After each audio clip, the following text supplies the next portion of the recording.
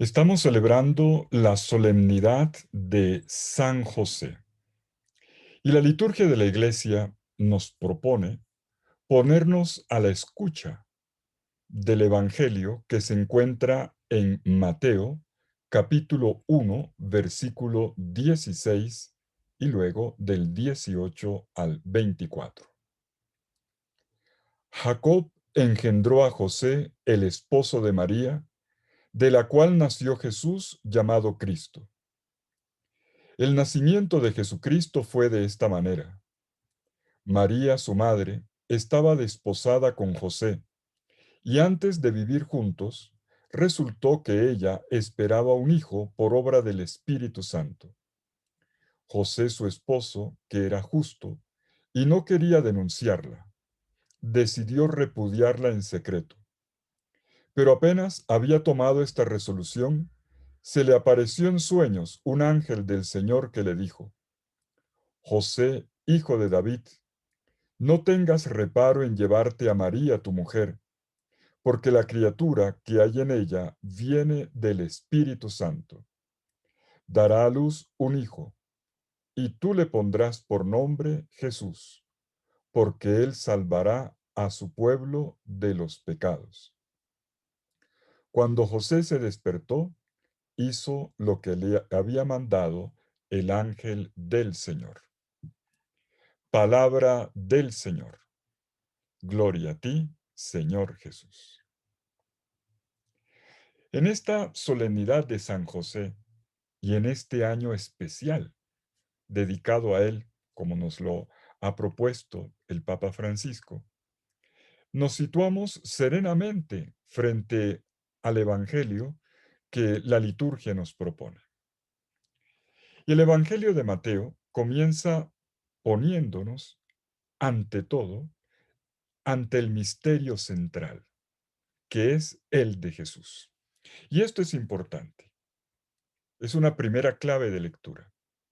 Antes de entrar en la historia de José, en el tratar de determinar la personalidad espiritual de él, miremos que Mateo lo primero que hace es colocarnos delante de Jesús.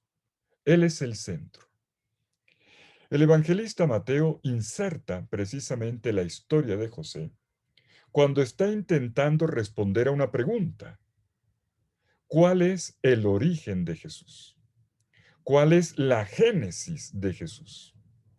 Y utilizo la palabra génesis no por casualidad, es la palabra que el texto griego del Evangelio utiliza. Cuando Mateo comienza el Evangelio, las dos primeras palabras son biblos genéseos, libro de la génesis o del origen. ¿De quién? De Jesús, a quien reconocemos como el Cristo, que es descendiente de David y descendiente de Abraham. De esta manera, es una génesis que se remonta hasta las entrañas profundas de la historia del pueblo de Israel. Y ahora, Mateo nos sitúa ante lo que podríamos llamar el origen próximo, un origen que se sitúa en la historia de la concepción virginal de Jesús en las entrañas de María Santísima. El capítulo 1, versículo 18 dice: la generación de Jesús fue de esta manera. Génesis, jutos, en. La generación fue así.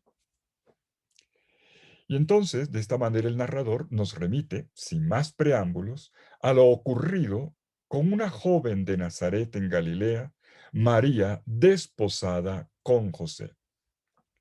Y de repente nos encontramos ante la escena. Nos vemos ante una boda frustrada. Y para darle toda su dimensión, el narrador evoca las costumbres de las bodas judías. Sabemos bien que estaban estipuladas por un compromiso, pero a veces transcurría cierto tiempo entre el acuerdo matrimonial o el compromiso matrimonial y la convivencia de la pareja, sobre todo si esto ocurría durante la adolescencia. Y es en este tiempo en el cual, cuando María y José todavía no viven juntos y por lo tanto no han consumado su matrimonio, cuando sucede lo humanamente inaudito, María está embarazada, su vientre está fecundado, hay un hijo dentro de ella que viene en camino, que está esperando nacer. Y el narrador se apresura a dar el dato. Miremoslo en el versículo 18.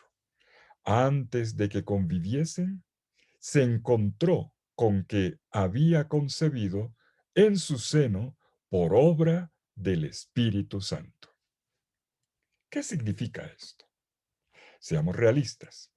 Solo Dios puede dar a ese hijo. Es la acción creadora de Dios y que es propia del Espíritu Santo, el autor de todo Génesis, de todo origen, de toda vida, lo que está obrando en María, el Señor dador de vida.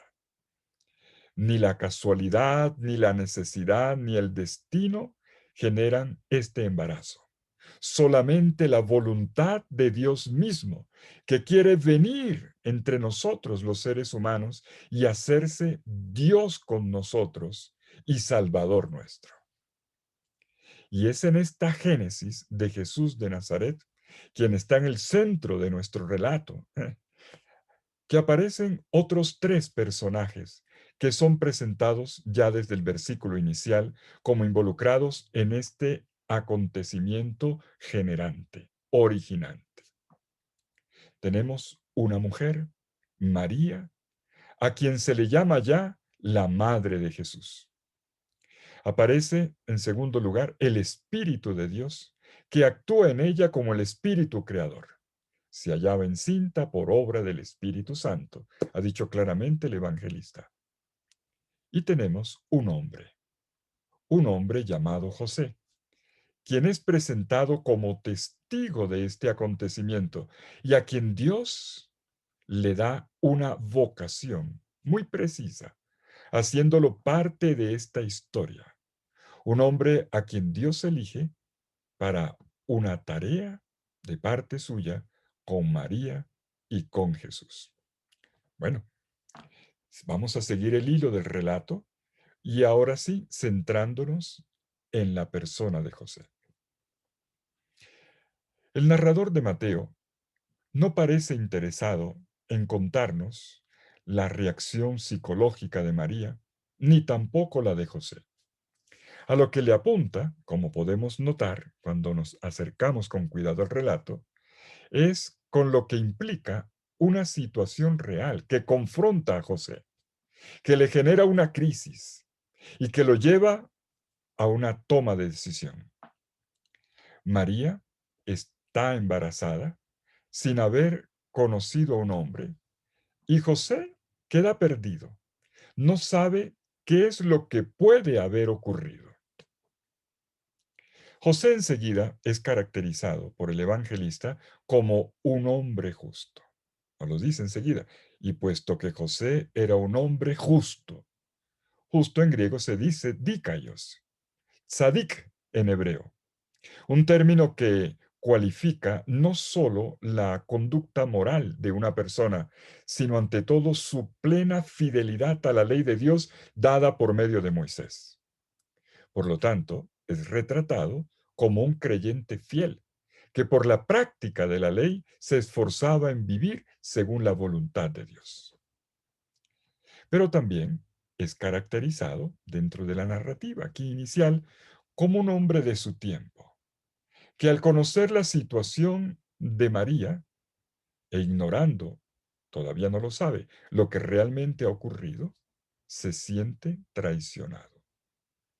Y el narrador comenta que la justicia de José se vuelve concreta en el manejo de esta situación complicada para él. Planea disolver el vínculo matrimonial sin decir nada públicamente, y dice claramente, para no avergonzarla, para no exponerla a la deshonra, a la infamia pública. Nuestro evangelista utiliza aquí un verbo, atención, el verbo entimeomai. el verbo griego enzimeomai. Es uno de los verbos más importantes del vocabulario bíblico del discernimiento. Se puede decir ponderaba, consideraba, analizaba. Denota claramente un ejercicio de discernimiento. Otro elemento importante, otra característica que nos da el rostro de José. Y esta ponderación parece acertada porque procede a la manera de un justo de Dios. Lo acababa de decir el Evangelio.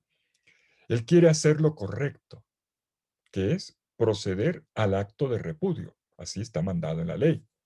Pero al mismo tiempo intenta salvar una vida de la deshonra. Y por eso trata de hacerlo en secreto. Es difícil para nosotros descifrar qué fue lo que motivó a José a tomar esta decisión. Y hay que decir que los comentarios al respecto, incluso los que vienen ya desde la patrística de los padres de la iglesia, son inciertos e incluso alguno que otro hasta ridículo. Según algunos, José habría intentado aplicar la ley sobre el adulterio, la que está en Deuteronomio, capítulo 2, versículos 23 al 24, pero sin llegar a la violencia. Es una interpretación muy probable. Es lo que se insinuó aquí con el término repudio. Es un término jurídico. Según otros, José estaría herido y decepcionado. El texto no habla, ya dije que no se fija en la reacción psicológica, pero se podría intuir.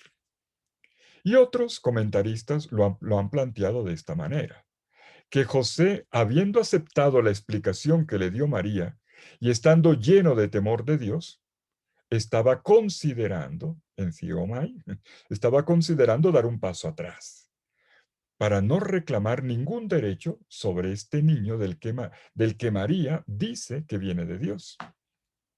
En otras palabras, ante la paternidad de Dios, José habría intentado renunciar a la suya. Obviamente, esta última hipótesis de lectura presupondría un conocimiento de parte de José que este mismo pasaje deja entender que todavía no tiene. ¿Y qué es lo que ocurre entonces? El narrador nos cuenta enseguida cómo se resuelve la situación. José está en medio de la noche, de una crisis, pero también en medio de la noche y en medio de un sueño va a recibir una revelación. Es Dios mismo quien levanta el velo, la cortina que le oscurecía todo, con la luz de su palabra. Y aquí pues que el ángel, el mensajero del Señor, se presenta a José mientras duerme. Así dice el evangelista. El sueño es uno de los tantos medios ordinarios de los cuales se vale Dios en el Antiguo Testamento para comunicar, para revelar su voluntad y sus maneras de actuar en medio de su pueblo. Conocemos el primer caso de un José, o el primer José de la Biblia, que también es un soñador, uno de los hijos de Jacob, ¿se acuerdan de él? A quien sus hermanos llamaban precisamente así, el soñador, el que decía que las gavillas se inclinaban ante él, que veía 12 estrellas en torno. Y los hermanos, claro, ya estaban preocupados, decían, este se va a quedar con la herencia. Y José hablaba así, no porque fuera un fabulador, un cuentero, sino porque Dios le hacía revelaciones por medio de sus sueños. Esto está en Génesis en el capítulo 37. Pero veamos ahora el José del Nuevo Testamento, a quien Dios le habla también por medio de un sueño. El mensajero del Señor se dirige a José con una primera palabra. José, hijo de David. José, hijo de David. Lo primero que el Señor hace es recordarle su identidad. Una identidad que contiene también una misión. José, tú que eres el hijo de David, tú que tienes un lugar en el linaje mesiánico, no temas recibir, para la ven en griego, no temas recibir contigo a María, tu esposa. Y cuando se expresa aquí que José es el hijo de David, evidentemente nos está conectando el texto con un pasaje del Antiguo Testamento en el primer libro de Samuel en el capítulo 7, cuando David, el rey David en Jerusalén, quiere hacerle una casa, un templo al Señor. El Señor estaba en la tienda, en la carpa, donde estaba el arca y algunos otros elementos. Y le dice, Señor, ¿cómo es posible que yo viva en un palacio y tú vivas en una carpa? No, quiero hacerte una casa, un templo. Y el Señor le dice, tú no me harás una casa a mí. El Señor le da la vuelta a la cosa. Tú no, seré yo el que te haga una casa a ti. Pero juega con el doble sentido de la palabra casa. Casa en el sentido físico, una construcción, un hogar, pero sobre todo se refiere, yo te haré una casa, yo te daré un linaje, una descendencia, una dinastía. Y siendo él el rey, es una dinastía real. Y José pertenece a esta dinastía real. Por eso, lo primero que Dios hace es evocar una promesa.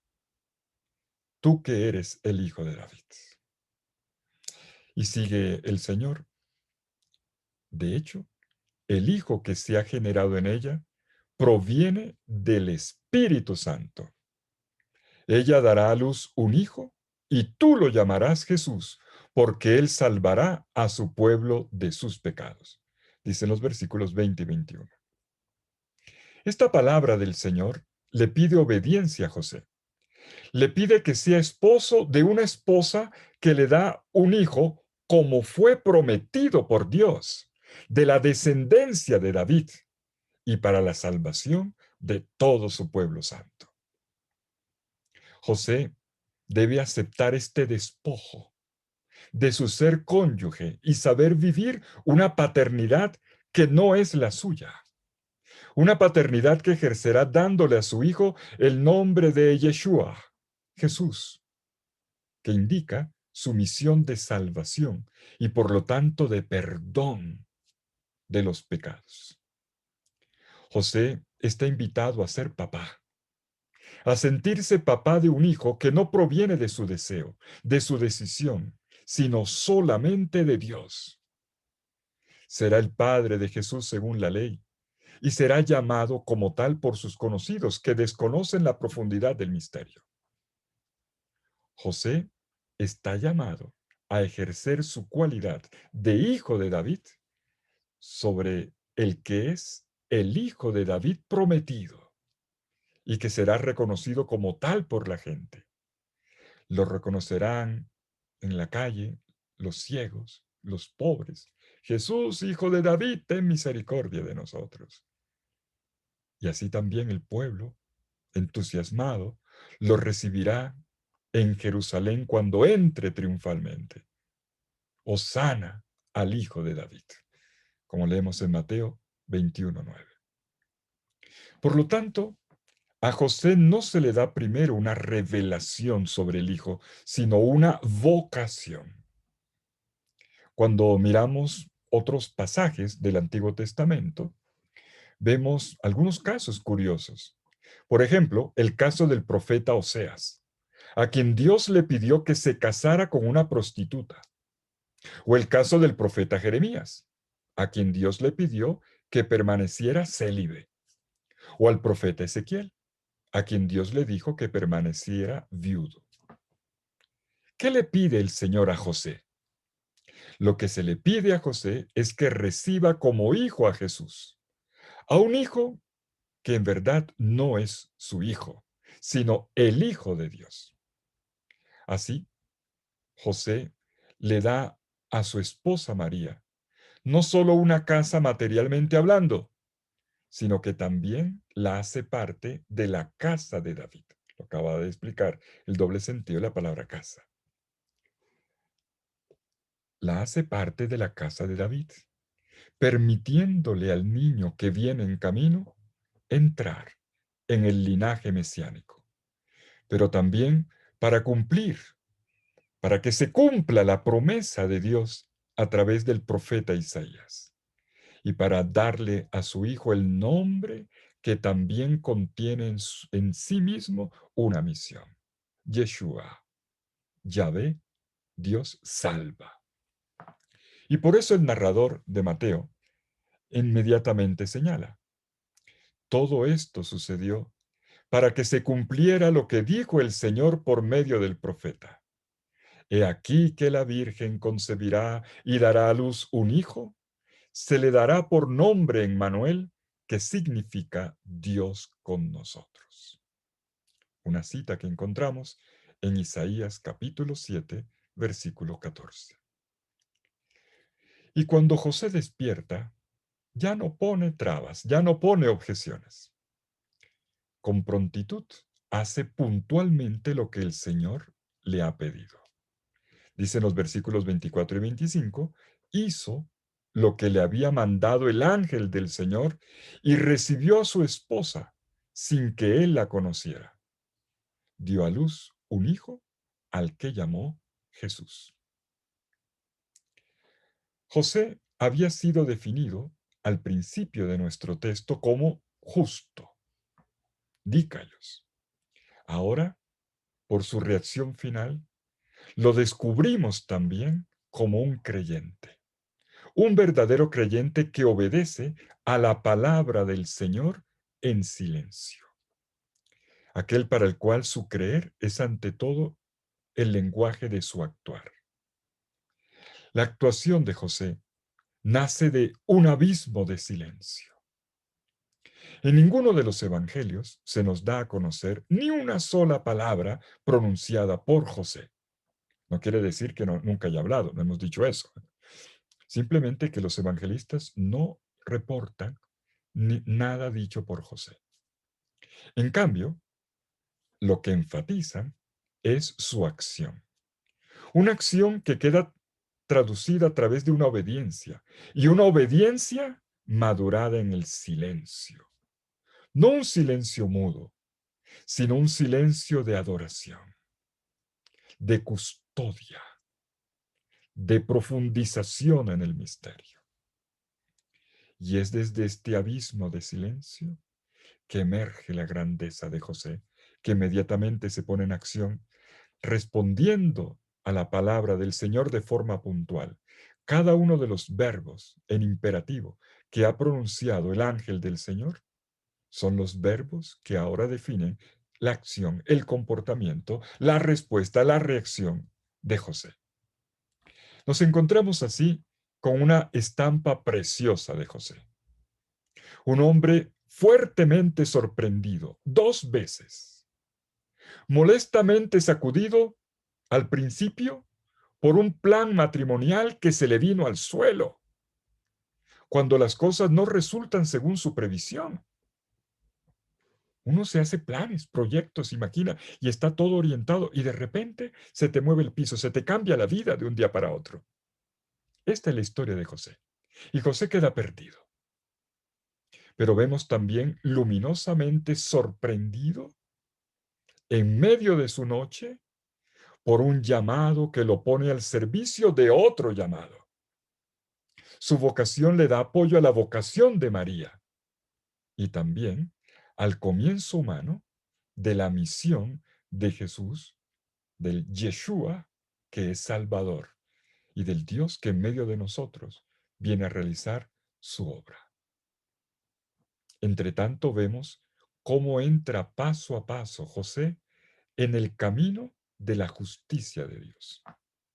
Él tiene un plan, pero ahora es capaz de rehacerlo, no desde su punto de vista, sino desde la palabra de Dios. Esta es la grandeza de José, un hombre que se deja reestructurar, rehacer por dentro, por la palabra de Dios.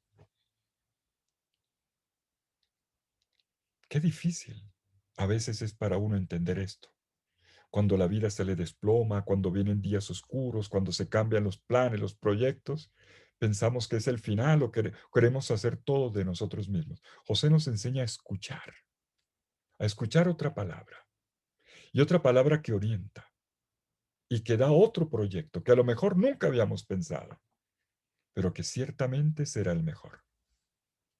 José entra con todo su ser, de esta manera, en el proyecto salvífico de Dios, en el camino particular de María y en los primeros pasos de Jesús el Salvador, el Dios con nosotros. Y estos tres planos, el del proyecto de Dios, el del proyecto que se realiza en María y del proyecto específico del Salvador Jesús, que es el resto del Evangelio, los tres de repente aparecen intrínsecamente unidos ante su mirada. En este momento está en sus manos la punta del hilo de esta trenza. Sin José no habría sido posible. Sin su contribución como varón, como creyente, como hijo de David, pero sobre todo como esposo y como papá. No habría sido posible si no hubiera sido así. Dios puede sorprendernos.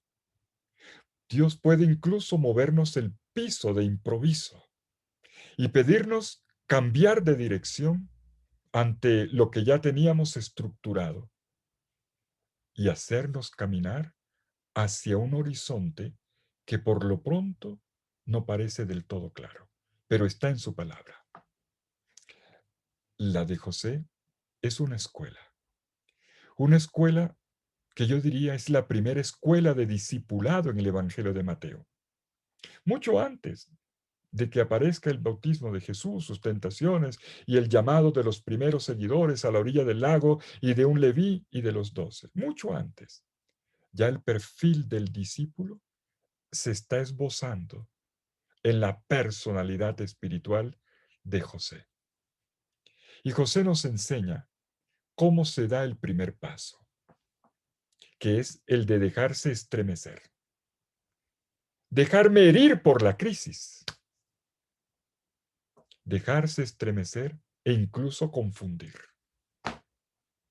Y esto ya lo había puesto en actitud de discernimiento, en Sioamai. En Sioamai, decía el texto griego. Pero hay un segundo paso, el de escuchar. No es simplemente el de cavilar, pensar, reflexionar, la pensadera, no, no, no, no.